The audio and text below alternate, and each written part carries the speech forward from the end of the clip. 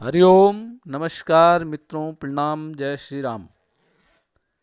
मित्रों, आज की जो वीडियो है वो इस श्लोक के माध्यम से मैं प्रारंभ करूंगा। एक सुंदर श्लोक है कि जीव क्षेत्रे यदा शनि और शनि क्षेत्रे यदा जीव स्थान हानि करो जीव स्थान वृद्धि करो शनि। जीव क्षेत्रे यदा शनि और शनि क्षेत्रे यदा जीव। शनि और जीव कहते हैं बृहस्पति के लिए। तो यहाँ बताया गया है शनि और बृहस्पति ग्रह के बारे में।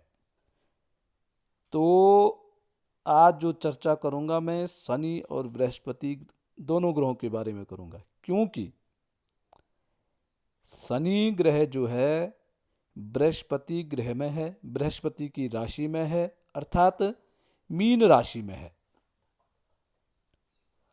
और इसका क्या फल होगा उसके बारे में आज मैं चर्चा करूंगा। तो वीडियो प्रारंभ करने से पहले आपसे पुनः निवेदन है कि चैनल को सब्सक्राइब जरूर करें, और एक और चीज़ है कि वीडियो को अंत तक देखें, और यदि आपको ठीक लगते हैं तो इसको शेयर करें, लाइक करें, कमेंट भी जरूर करें। तो मित्रों, जीव क्षेत्रे यदा शनि और शनि क्षेत्र यथा जीव स्थानी हानि करो जीव स्थान वृद्धि करो शनि। इसका जो अर्थ है, सीधा अर्थ ये है कि शनि जब बृहस्पति के क्षेत्र में होता है तो शनि वृद्धि करता है, और जब बृहस्पति शनि के क्षेत्र में है तो बृहस्पति वहां नुकसान करता है। अब बृहस्पति का क्षेत्र कौन सा है, शनि का क्षेत्र कौन सा है? तो मित्रों, बृहस्पति का क्षेत्र, बृहस्पति का मतलब बृहस्पति की राशियां कौन कौन सी हैं? मीन राशि और धनु राशि। और शनि की राशि होगी कुंभ राशि और मकर राशि। तो कहने का मतलब है कि जब शनि मीन राशि में रहेगा और धनु राशि में रहेगा तो फिर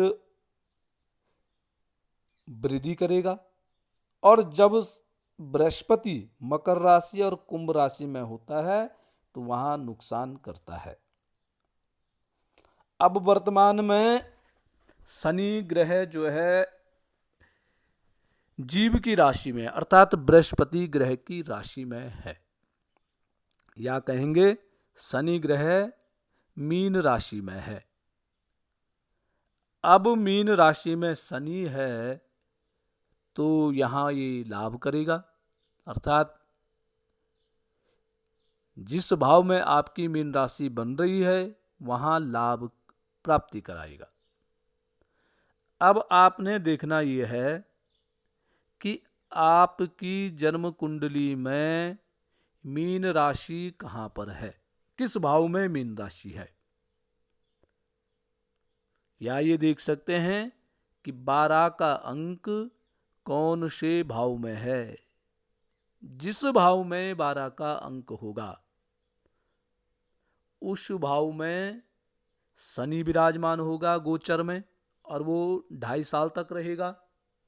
और शनि 2.5 साल तक रहेगा तो निश्चित ही उस क्षेत्र की वृद्धि करेगा, अर्थात उस क्षेत्र से आपको लाभ की प्राप्ति होगी। अब जैसे आपका पंचम भाव, पांचवा जो भाव है, वहां पर मीन राशि बन रही है, तो मीन राशि में होगा शनि ग्रह। तो शनि ग्रह मीन राशि में होकर के आपके पंचम भाव की वृद्धि करेगा। संतान पक्ष से आपको लाभ होगा, आपकी बुद्धि ठीक ढंग से कार्य करेगी, पढ़ाई जो लिखाई आपकी है उसमें आप सफल होंगे। तो यहाँ बृहस्पति के राशि में बैठ करके शनि ने आपको वृद्धि प्रदान कर दी। परंतु मित्रों, ये ध्यान में रखने वाली दूसरी बात क्या है कि शनि बृहस्पति की राशि में बैठ करके वृद्धि तो करेगा, परंतु शनि की दृष्टि कहाँ जारी है? शनि की तीसरी दृष्टि, सातवीं दृष्टि और दसम दृष्टि कहाँ पर जारी है और वो उस संबंधित भाव की क्या स्थिति करेगा? अब मीन राशि में जब शनि बैठा हुआ है तो मीन राशि से मेष और वृष राशि पे तीसरी दृष्टि जा रही है, वृष राशि पे। कर्क, सिंह और कन्या राशि पे जा रही है सप्तम दृष्टि। और 10वीं दृष्टि कहाँ जा रही है? धनु राशि पे। कन्या हो गया, तुला हो गया, वृश्चिक हो गया, धनु राशि पे। तो मीन राशि में बैठ कर के शनि मीन राशि जहां पे बन रही है उस भाव की तो निश्चित ही वृद्धि करेगा, परंतु जहां देख रहा है अर्थात वृषभ राशि में, अर्थात कन्या राशि में या धनु राशि में, तो इन राशियों में बैठ करके शनि ग्रह थोड़ा सा परेशानी में डाल सकता है। अब फिर देखना यही पड़ेगा कि आपका 12वां भाव कहाँ पे है, 12वीं राशि किस भाव में बन रही है। 12वीं भाव राशि जिस भाव में बनेगी उस भाव से आपने गिनना है तीसरा, सातवां और दसम।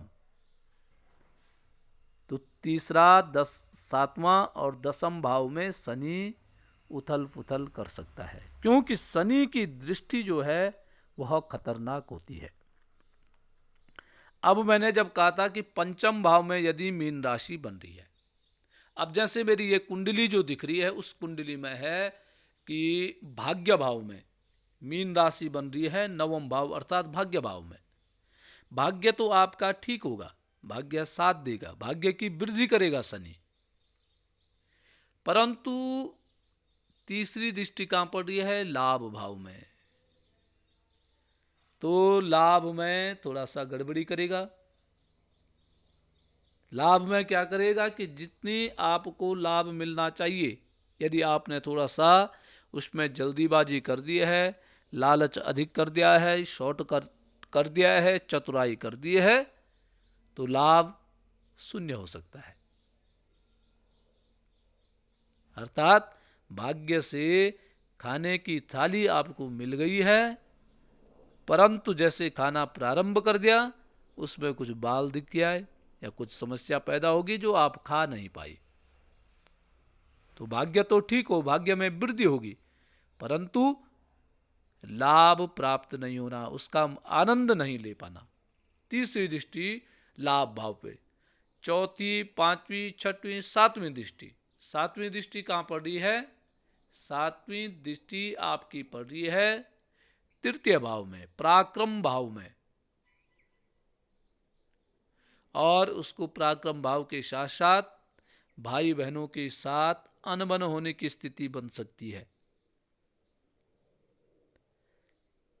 भाई बहनों के साथ सामंजस्य कम बनेगा, विवाद होने के भी योग बनते हैं यदि आपने थोड़ा सा गड़बड़ी कर दी है। और सबसे खराब है दसम दृष्टि। दसम दृष्टि कहां पड़ेगी? शत्रु भाव में, रोग भाव में। शत्रु भाव में बिना कारण के शत्रुता पैदा होना, आ बैल मुझे मार वाली स्थिति पैदा हो सकती है। जहां आपका कोई मतलब नहीं है वहां पर आपने हस्तक्षेप करके अपने शत्रुओं को स्वयं उत्पादित करना, अपने शत्रु स्वयं पैदा करना, ये स्थिति पैदा करेगा शनि की दसम दृष्टि जब शत्रु भाव में पड़ेगी। और यदि ठीक स्थिति में है, यदि आपके शनि ठीक स्थिति में है तो शत्रुओं को परास्त भी शनि कर सकता है, या आप ठीक ढंग से चलते हैं शत्रुओं को परास्त करने की क्षमता भी शनि ग्रह में होती है।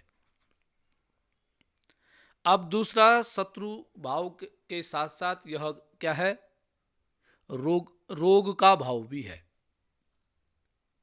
तो खान पान पर संयम रखना पड़ेगा, नहीं तो रोगों की वृद्धि होगी। अचानक रोग प्राप्त होना, यह भी दशम दृष्टि डाल करके शनि कर सकता है।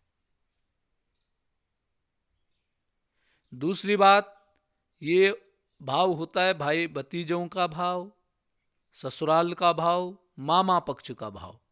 तो इन जगह भी थोड़ा सा असमंजस की स्थिति पैदा हो सकती है, अर्थात इन लोगों से शत्रुवत व्यवहार हो सकता है। तो मित्रों, श्लोक तो ठीक है कि शनि क्षेत्रे यदि जीव क्षेत्रे यदि शनि स्थान वृद्धि करो शनि, स्थान हानि करो जीव। जीव बृहस्पति स्थान हानि करता है, परंतु शनि, कुल मिला के ये बात है कि भाग्य भाव में यदि शनि, जिस भाव में भी शनि बैठ रखा है, आपकी मीन राशि बन रही है, तो वहां निश्चित है आपको वृद्धि होगी। परंतु उस वृद्धि को आपने सफलता में बदलने की कला आप में होनी चाहिए। उसमें ये होना चाहिए कि आप नियम से, नीति से कार्य करें, चतुराई न करें और संयम होकर के। शनि आपको पता है, शनि जो देता है ना, तो धीरे धीरे प्रदान करता है। तो आप में इंतजार करने की आदत आपकी होनी चाहिए, संयम आप में होना चाहिए। जितना आप संयम रखेंगे उतना शनि ग्रह आपको देगा, और कहीं आप भटक गए तो फिर शनि ग्रह लेता भी है। तो मित्रों, आज के लिए बस इतना ही। कल पुनः किसी नई जानकारी के साथ आपके सामने प्रस्तुत होऊंगा। तब तक के लिए नमस्कार, प्रणाम, जय श्री राम, जय बद्री केदार।